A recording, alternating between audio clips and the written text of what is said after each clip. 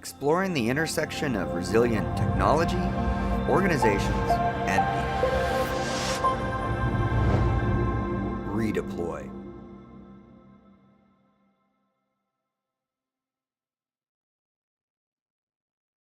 So I'm going to get things kicked off with my favorite question. And this is for everybody, but I will preface this with, I'm looking for like 1 to 2 sentences. And I am not afraid to cut people off and say, you've been talking too much, it's time for someone else. I will also say to the audience, I am not afraid to cut someone off and say, you've been talking too much, it's time for someone else. So, well, maybe we both can. Anyway, but like we said, we want this to be a conversation. We want it to be a back and forth. We want to open it up to things that you've observed and seen throughout the day and questions you might have as well. But our question to start, I'd love to hear from each of you. One of the conversations that we had, a bunch of us had last night at the speaker dinner actually, was that there are, of all of the commonalities that the speakers could have, the one major commonality that I have seen as I've spoken with each of you is that you're all very, very passionate about making sure that there is a holistic view of resilience. You're all very passionate about people, you're all very passionate about organizations, as well as the technology. So I'd love to hear real briefly from each of you where that drive comes from, why you are particularly passionate about that resilient, holistic aspect. Which end shall I start? Go for it, Hannah. I have a really kind of simple answer to this, and it's that I've seen bad practices and I've seen bad process really hurt people. And, you know, I've seen people in my team burn out. I've had people in my team, you know, crying in their one-to-ones, and that's what really drives me. The reason that I initially got involved in the DevOps community is because I saw these things as an answer to, you know, how we make this better by implementing good software development engineering practices, by implementing sustainable processes. We actually make the lives of our colleagues and for ourselves a lot better and a lot healthier. So that's what drives me. Okay. Of all of the assets that a company has, the overwhelming majority depreciate in value over time. So if you think about what is the most appreciable asset that a company has, I believe it's the people that form it. I didn't come up with that. I think it was in John Maxwell's book. You can look him up. 2 answers. One answer is I remember very clearly when I was a manager learning the difference between technical solutions and non-technical solutions, and that I should not try to apply one to the other. And that was a key thing. The other thing is I'm the son of a sociologist and a children's librarian, so I have a very strong appreciation both for narrative and people and for organizational things and how organizations and the way we talk about things create reality. There's some genetics there. Got one. Is it on? Yes. I think it is. So people are going to be going out there and working on making things better. And I've seen this happen over and over again throughout my 20 years in the industry. And I keep seeing them look at only the part they're comfortable with, only the part they know best. And to some extent that makes sense because that's the part they possibly are in the best position to affect and to change. But it's only one facet. And so if I'm not out there telling people to look at the bigger picture, the entire 360-degree view, they're going to fail. And that's just going to demoralize them and ruin their time, and it's just not good. So it's very important that I help people look at the big picture. I think this is on. Can you hear me? Okay.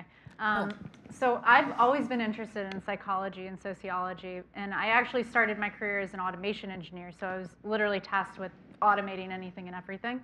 And I realized quickly that you cannot automate your way out of everything. There are a lot of things that you can automate and make faster and better, but there are specific, you know, there are new things that you learn while automating them and new training techniques you have to pick up as well. And so I think that's important for everyone to take note of and to share and learn and evangelize. And that's where a lot of my motivation comes from. John, I know you have a few things to say about this, right? Only it's going to be succinct. The reason why I'm so enthusiastic about this is because I don't think there's another option. I think that we're already behind, and that our responsibilities, no matter what company you're in as a field, are much, much, much greater. On a weekly basis, we get surprised about the responsibilities that we didn't even know we have. And I feel as though we have an opportunity to look more holistically and systematically and thoughtfully about how we do our work, and continual self-reflection, and play that out as fully as we can. Because I think that there's no option to not do it. To not do it means our own 3 Mile Island.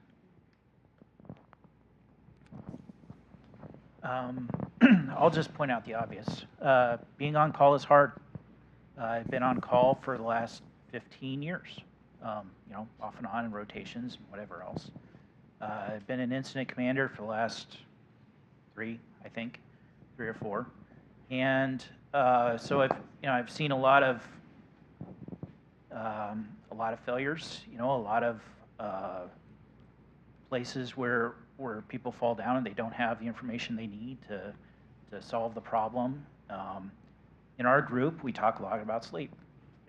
Who should sleep, who should not sleep in this particular situation, who should get the call, and why. And it's the conversation that every on-call rotation has. Everyone who's managing one of those, and it's important. Oh, it's important. And that's key, right? All of you spoke to, this is a necessary thing, this is an important thing, we can't not talk about it. So what about you all? Questions? Who wants to start us out? I see a hand right there. Paul, Where? to your, there you go. Oh, Bruce. Thanks, Paul. I got a question for John. Specifically. So I love how you mentioned resilience engineering community has existed far beyond the software industry. The software industry isn't young either. So do you have any thoughts on why it's taking so long for these two things that have existed for so long to converge? Yeah, that is a great question. So I think the short answer is that the resilience engineering community is multidisciplinary, right? And if you were to, this is my guess, I'm looking at my pal Laura McGuire sitting there, so she might be able to call bull on this. If you were to look across the community, that is to say, and the focus of attention, but different expertise, right, amongst anthropologists, sociologists, cognitive systems engineers, human factors, ergonomicists, those sorts of researchers, my gut would tell me that it's probably half to 60% from cognitive systems engineering, and the balance from other related safety and human factors. Though cognitive systems engineering only began in, late 70s, okay? Before that, all human factors for the most part. I'm oversimplifying. Resilience engineering is a synthesis of what began in cognitive systems engineering, which is what 3 Mile Island kicked off. And that existential, truly existential, holy shit, this stuff does not work the way we thought it did. We thought we could tabulate. We thought we could assign probabilities. We thought that we could do those, probability risk assessments. We could do accounting as a route through safety. Just didn't work. So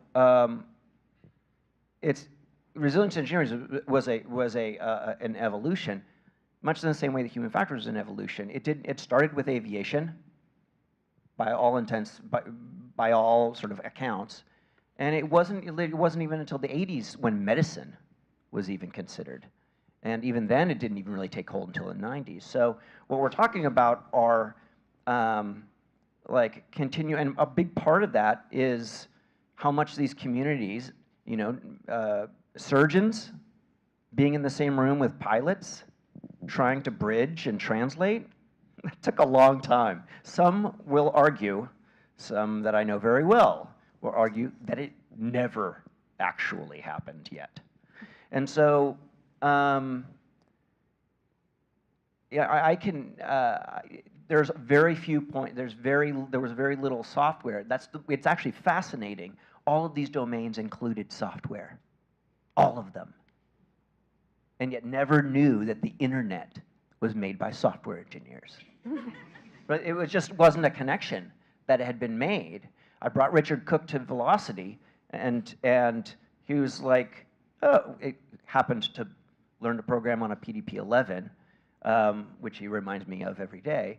And he was like, yeah, these are, and I said, Richard, these are things, right? This is a thing. Like, these are connections, right? And he's like, holy shit, John, these are connections. And so, same with the other sort of luminaries in that field, Sidney Dekker and Dave Woods and that sort of thing. So, the answer is that why did it take so long? Probably many reasons, but I think the most important part is that it's happening. Well, and I think sometimes it takes seeing some of those things in action for us to put those pieces together, right? How often in day-to-day lives do we sit there and go, well, if I just realized that simple thing that I've known my entire life 5 hours ago, that would have solved me a lot of anguish and pain and problem, right?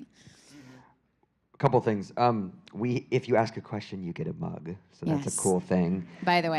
Yes. The other thing I'll say, just real on that riff, that's kind of funny about this is so I'm a pilot, and obviously I have a computer science degree. So like when the pilots would come into the room in those meetings, and they'd be like, yeah, we put our coffee and it spilled on the panel, and we have to reboot the 787, and I'm like, yeah, that happens. And then when the doctors would talk about what they do in hospital, I'm like, I am never going to a hospital ever again. And my classmates who are doctors are like, I am never going to fly again. And so there's an aspect to what our local context is, and I think for a lot of us, right, we're heads down in the software. So when we find some of these bugs, we're like, yeah, it just happens. And you talk to a doctor and like, what do you mean it just happens? Exactly. Real quick before as you take the mic over there, Jeremy, can I get you to come up here for a second? With the mugs, yes.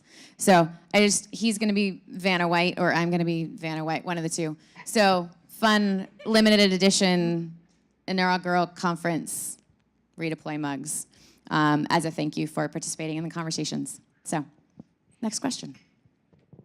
Okay, so one quote that I wrote down from Aaron's talk early on was from Netflix, and it might be from that Netflix slide deck. We are in a creative business, not a safety critical business. So that actually raises a question, since John Allspaw often talks about safety critical businesses. So what kind of scope is there for things like chaos engineering in safety critical businesses? Like is that, maybe you can just talk about that whole idea a little bit, you know? I think I'd like to split the question in two. You have that prerogative. Rapid recovery makes sense if the incremental cost of error and the time until recovery is something you can tolerate. So while I believe that if you have tolerable levels of error, don't fight that. Embrace it and be able to recover quickly. If you have intolerable levels of error, other strategies are perhaps more appropriate and perhaps more capital intensive, formal methods, et cetera, et cetera. On the question of how chaos engineering interacts with that, I would yield to Nora, who's more of an active practitioner in that space now. So even though Netflix is in the creative business and not in the safety critical business. I was talking actually with Paul one time, and you know, when I started the Lund program, like everyone's going around the room saying, you know, I'm an anesthesiologist, I'm a pilot, I'm in charge of construction for the tallest building in LA, and it gets to me, I'm like, I'm a software engineer at Netflix, and everyone laughed. You know, why does Netflix care about safety? You know, and there's a lot of aspects to it. It's like there might be someone that's going through a depression and needs to watch the exact same show every day. There, you know, might be a parent with a child that relies on a certain program running. And so even though Netflix isn't safety critical, it is important that we keep it up. You know, it might severely ruin someone's day. It might have an impact on someone's life. And I would say even more in the software businesses that are considered to be less creative and more safety critical, it's even more important that they know, you know, what happens when things fail, right? They might approach it in a completely different way, but I would say that there's room for it in all types of businesses. And I think one of the things that I love about bringing different communities together is you tend to see they handle this in a completely different way that I never would have thought of, because we've never faced it from that direction, right? And we're sitting across the table, figuratively, looking at the same exact problem, but because I've never viewed it from their scope, we wouldn't have solved it that way. But that completely applies to everything and the way that we do it, and we can pull that back in and use that as well. So bringing all of these people together in the same room and going, cool, how do we approach this? You're going to get different perspectives every time, especially if you increase the diversity of the room. I want to add one real quick thing. At the same time that we can acknowledge that outcomes bear different types of costs, loss of life, or injury, or whatever you want to put in the bucket of safety critical, we have to acknowledge that what is normal is what is normal. Cognitive work is about it is outcome agnostic. If you don't believe something is an inevitable consequence of doing something, of going wrong, then you're not going to invest in it.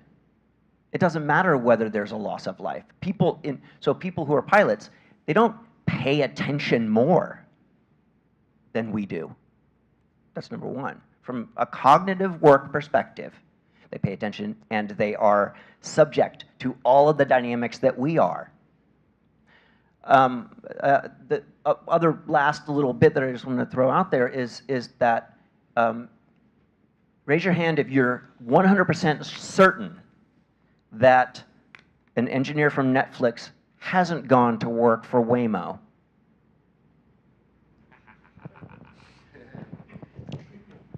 I just want to expand on that a little bit. You asked about Netflix versus an industry for safety. Well, every industry is different. We're all going to apply these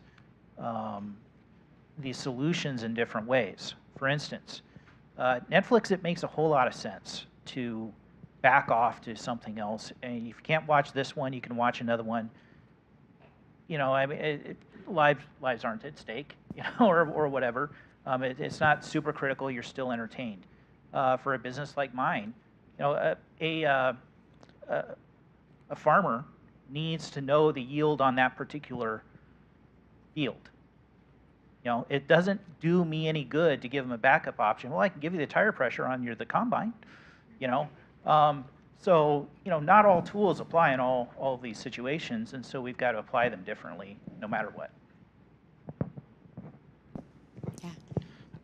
Do any of you have any interesting stories about your approaches to interacting with experts from these other fields who may be resistant? So I do consulting normally, and I help companies understand, use contribute to free and open source software. And I obviously am going to bring in all of my experiences and all of my knowledge to this, and I do believe so fundamentally that one of the things we do wrong constantly is not defining our problem, not figuring out what in the heck we're even doing to begin with. And that's also the thing I get the most pushback on. So many people are like, no, no, no, it's okay, we know what we're doing. And it's just, you know, the Dunningest of Dunning-Krugers. And they think they know what they're doing, and they really don't. Because they don't want to admit the vulnerability of, I might be wrong, I might not know what I'm doing here. No, it's okay, we don't have to spend the time to define the actual problem. As a consultant, I have the advantage of saying, well, if I don't know what the problem is, then I get to bill you twice as many hours because we're just going to keep doing this forever. And they're like, oh, huh. Okay, maybe there is a good ROI on that. So if I can hit them in the pocketbook, then they'll stop and they'll think about it. And what typically ends up happening is that they find that the problem they wanted to solve is not actually the problem that needs to be solved. It's a standard Henry Ford situation of, oh, if, you know, I would have made a faster horse situation, right? So talking through that with them and getting them to that point, you know, you have to find the pressure points that will ethically manipulate them to the point that you need to go to. Right? It's like, I can't force you to get to where we all know we need to go. But I can talk to you and listen to your concerns and listen to what you're saying and how you're saying it and understand why you're saying it. And now I get the entire environment. I see where you're standing and I see where we need to go, and I can find a path because I've taken the time to figure that out, and I can help you get there. And I can help you find your problem, but I can't force you to do it. But I do get a lot of pushback on it. But that's the classic thing of, you know, figure out the way that you need to frame your metrics to the head of marketing versus the head of engineering versus the CEO, right? It's going to be different every time, and figuring out what they care about and ethically manipulating them to a point where they go, no, that really does make sense, and that really does work for my team, and we really do need that thing. Is the way that you get your points across. It's the way that you get your budget approved. It's the way that you accomplish anything that we have to do day to day. Sure. Hi, this question is for Nora and Aaron. So as in your journey of getting Netflix to adopt and practice chaos and resilience engineering to the point of, you know, maybe this just a norm in the culture, what do you think that has worked for you to push this adoption awareness? What worked? What didn't work for you? You know, besides waiting for big disasters to happen. Go ahead. What doesn't work is to have. So in one of the presentations earlier, we talked about how change happens when you have buy-in from the top. Buy-in is great. But having those people in the room, when you're talking engineer to engineer, a VP doesn't put everyone on their best self. You know, there's like an intimidation factor that inhibits the honest discussion in many environments, even if you work very hard to cultivate dissent and all these different types of things. So I think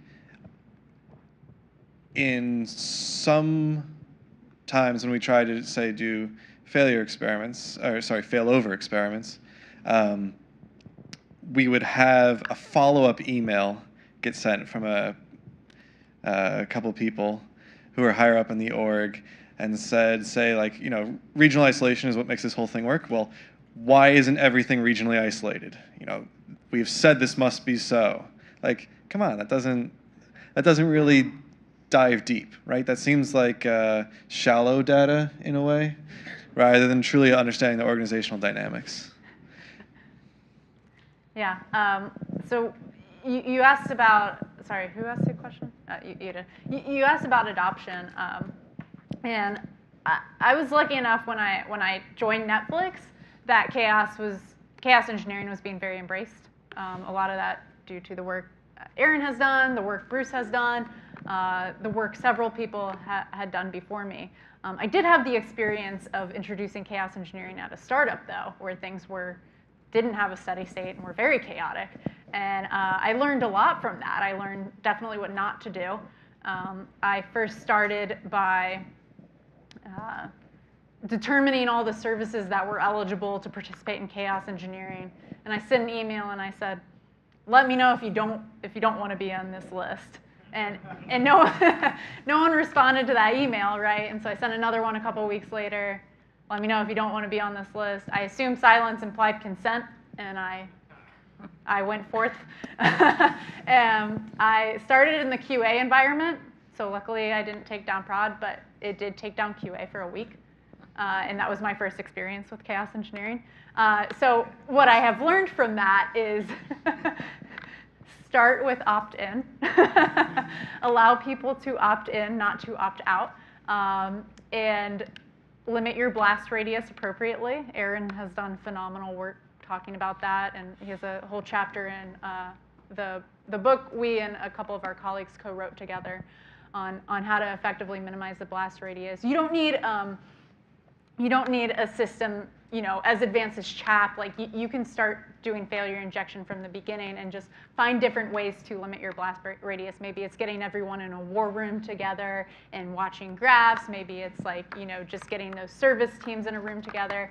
But I would, the things I talked about today, safety and monitoring, they are important from the very beginning. And it's also important to establish this partnership relationship with the people who you're essentially chaosing, and make sure, I actually ended up, after that experience at the startup I was at, I ended up partnering with a team that had a great resilience story. They were always up. They had all the nines that they wanted, and so they were a great guinea pig. And so once people saw that they started finding things, they were like, wow, I want to participate too. If this team's doing it, they're the mecca of resilience, then I want to participate too. And that really helped a lot too. And also, as Aaron said, having buy-in from leaders and stuff. At Netflix, even though chaos is more accepted and more regular, there are different levels of adoption we have to go through. Like this automated runner, that happened just in October, right? Before, it was just like a lot of us corresponding before. Now it's like, they might not be keeping up with all the stuff that's happening to their system all the time. So that was a new level of adoption that we needed to go to. So it's not like one and done. It's just there's different phases, right?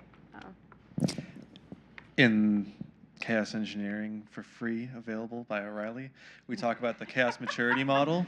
And so you can figure out where you are in the path of maturity and what it would take to get to that next level. And that can perhaps be a little bit of a roadmap.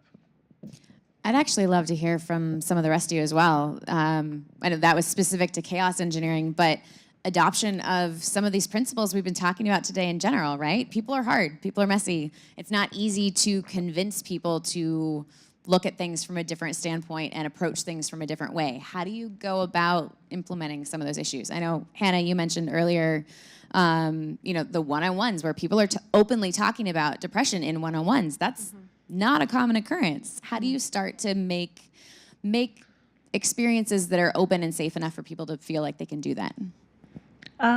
Yeah, so I think I'll talk briefly about how hard it is to deliver change like that. So, talking about psychological safety earlier, it's like, how do you go from an environment where, you sort of inherently don't feel safe to speak up to one where you do? Like, that kind of change is incredibly hard, and I think you need to start with yourself, and you need to lead by example, and you need to be incredibly patient. So you talk about changing the culture and the behaviors of an organization. You're talking about a lot of things that are way below the surface. These are all subconscious beliefs that people hold, and initiating change at sort of organizational level like that, it takes a long time. One of my friends is a DevOps consultant, and managed to get buy-in from a large insurance organization to do a people-first transformation, and that is one of his greatest success stories, because actually it stuck. It stuck for a lot longer and with a lot more people in that organization than a technology first transformation effort. So I would say if you can, take a people first approach to whatever change you're trying to deliver.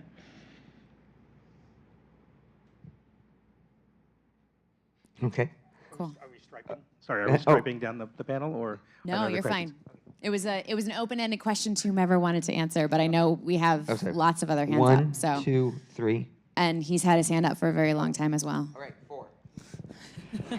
My question is for Vicky. You mentioned that poor problem definitions yield bad assumptions according to research, and you mentioned it again on the panel. So other than absent, what are some red flags for poor problem definitions? If I think that I have a problem definition, what are some things that I should be asking myself as I look at it to know whether or not I should accept that? Are you the one creating the problem definition, or are you receiving it? Let's say either. Either. Okay, so if you are creating a problem definition, and really, frankly, either way, if you can't very concretely tell me what done looks like, then you haven't actually defined the problem, right? I know that there's a problem, and then there's the solution, and then there's done. But really, the solution could be any number of different things. It could be technological, it could be people. Thank you for bringing up people first, because frankly, we all know people are the hardest bit to change, so you should start there. It's very easy to change tech, relatively speaking. It's very difficult to change people. So your solution could be very multidisciplinary. I don't care about that, right? I want to know what your problem is and what done looks like. If you can't answer that, then that's a problem. More importantly, if everyone involved in the project doesn't give me the same answer, that's a big red flag. Could mean you're not communicating, could mean you have communicated, but somebody hasn't understood, which in my world means you actually haven't communicated, because part of communication is confirming you have actually communicated. Please pray you never get on the receiving end of a managerial email from me, because I will make sure that I have communicated what I think I have communicated. And that could go back and forth a little bit sometimes. So, those are some of the red flags you should look at when defining a problem. Asking yourself at all whether I know what the problem is. Just that one question, that right there is super powerful. And that's something that most people don't bother to do, because again, they assume they know already. And that's how we get all these startups spinning up, creating products that nobody needs, and then getting funding for it, yay, but then cratering and taking all these people's lives with them, because they're not actually defining their market, their problems, and their solutions appropriately.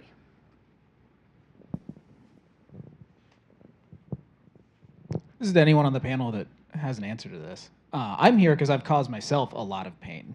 And in my experience, most of the tools and technologies we use do not encourage resilience from the get-go.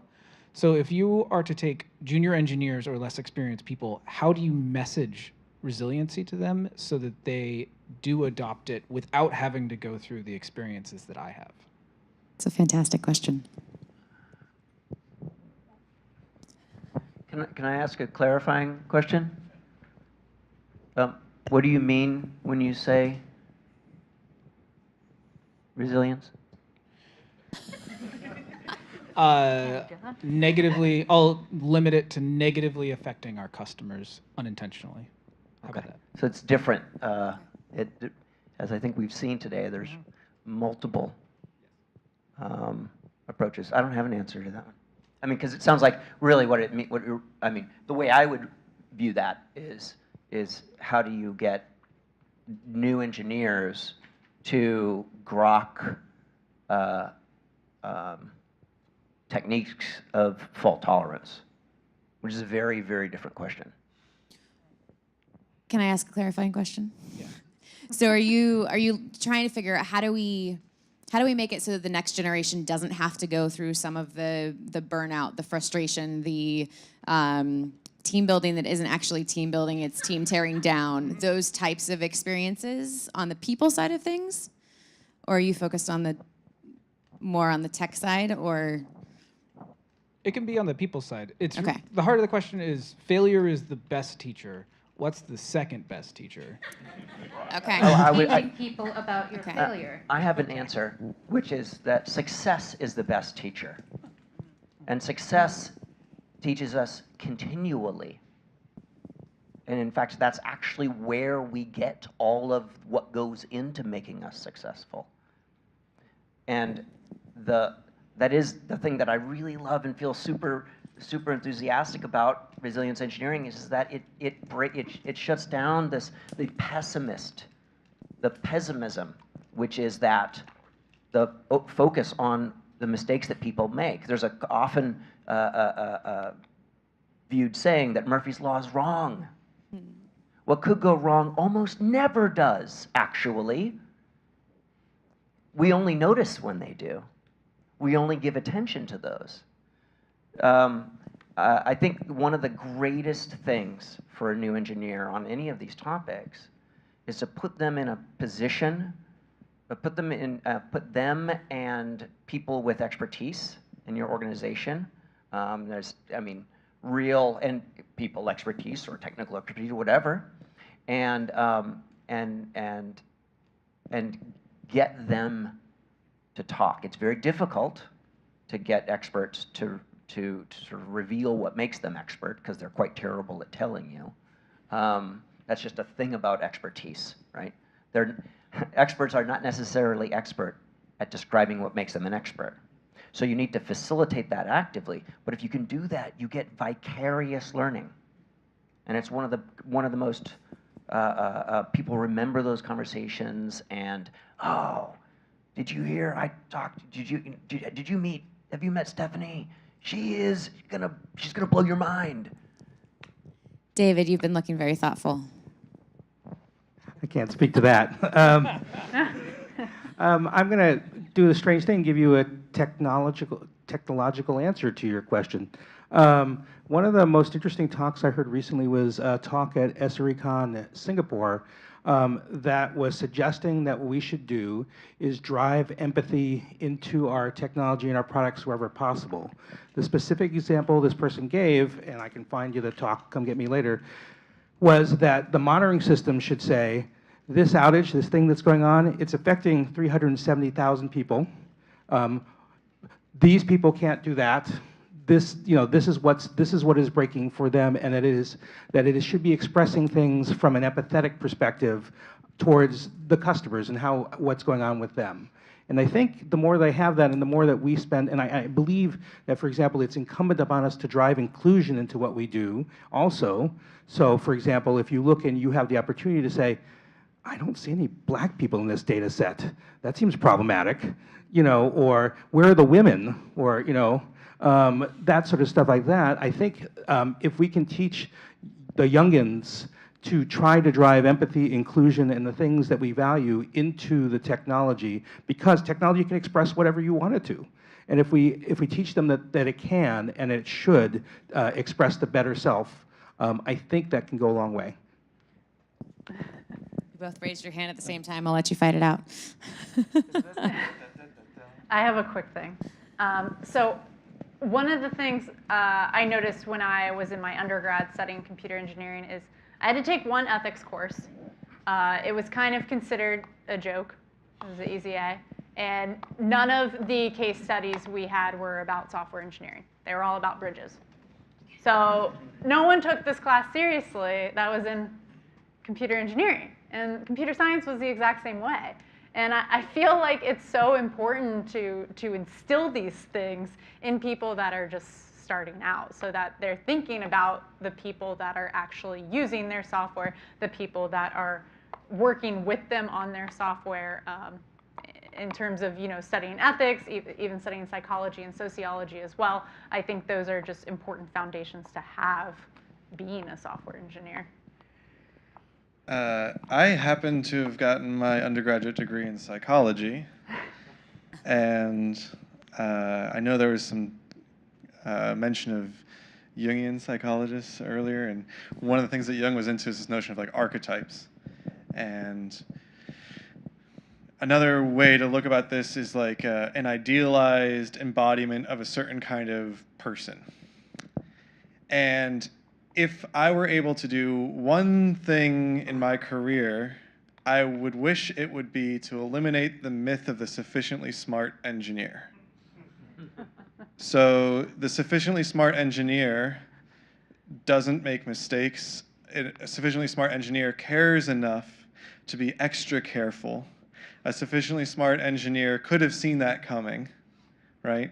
And because a sufficiently smart engineer would have not done those things that I did, I'm less than.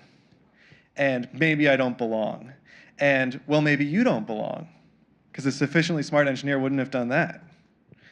So one of the things that I have learned through the brutal teacher that is experience is that I'm not a sufficiently smart engineer. And there are two ways to teach that to someone who doesn't have that experience. Choose the gentle one, which is that none exist, not they aren't one. Can he get 2 mugs? Because that was a really good question. It was a really good question. Okay, so we have about 5 minutes left, and we have 1, 2, and we'll see if we can get a third one in. Hi. So I may have to rejigger my question, but it does come about with the sufficient engineer. Is we still are designing systems in a way where we imagine a sufficient engineer. Logs, we have to be archaeologists to be able to figure out what's going on, understand the system. We have to have maps. And most likely, if you're an SRE, you do not always know the whole breadth of the system. So the question is for the whole panel, are there systems or other fields of work that we can take information or experience or learn from to design better systems that actually take into account that the humans are fungible and that the humans will make assumptions and turn them more into scientists? Yes. I was just gonna say if we can keep the answer short, but that was yeah, prize for the night for a short answer. Yeah, I really, we do get kind of heads down, and we're all about software, to the point where we don't even want to speak to other parts of the company, right? We don't want to talk to marketing, we don't want to talk to support, which is biggest mistake. You don't want to talk to finance. You don't want to talk to designers. You don't want to talk to UX. And that's something that across all of software, we have been developing software for software developers. And we need to stop doing that. And we need to start developing software for people. And I know you're all actually people, even though you're all software developers. But I mean, the UX of software has always been, that's usability, user experience, has always been pretty much rubbish unless you get non-software developers involved. So that's one of the things we have to do is we have to get out of our little comfort zone, get out of our bubble, and start talking to people who aren't software developers. And make it a welcoming environment for people who aren't software developers. We're rubbish at that too. People are hard. Last question? Yes, I want to know what a sufficiently capable UX engineer is. Oh man, last question. Okay, so this morning, one of the definitions for resilience was sustained adaptive capacity, especially when you can't justify it economically. And so I wanted to see if you could expand on that point, and this question at least goes to John, maybe to Aaron, and then others. The idea of sustained adaptive capacity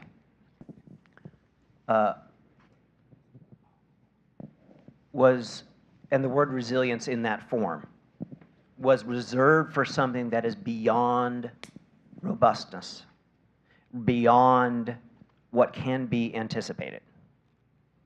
And so that unforeseen, unanticipated, unexpected, right? You can't monitor or anticipate things that are unanticipated. So therefore, you can't imagine them, right? And so setting aside, it's in other places it's been referred to as the audacity of adaptive capacity, because setting it aside, there's enough confidence in margin, slack of resources, buffers, that sort of thing, to what goes into being prepared to be unprepared. And it's very difficult. It's incredibly difficult. And even when you see people really contorting, they're like, well, we need to get these special hard drives because there's this one time during the year and cosmic rays, Mercury's in retrograde, you know. There are worlds where you can't, and this is what happens all the time, right? Night Capital, the flash crash, the Equifax breach. I mean, insert your favorite surprise here. These could not be planned for. And resilience is making it so they never emerge to be that notable, because they're handled. And they're just handled because there's that stuff, and that stuff is sort of deemed sustained adaptive capacity. Does that make sense? That's what the justification is. Very, very difficult, because you have to pull it out of thin air, because the thin air, because you can't, you're not anticipating it. Do you see what I'm saying? All right, we're gonna wrap up, and I'm gonna put all of you on the spot, and I'm gonna hold you to one sentence, so be prepared. But we don't have to go in a line, we can do popcorn. You can make it a lengthy sentence, but one sentence. Once I hear a period, Commas, it's done. yes, semicolons, no.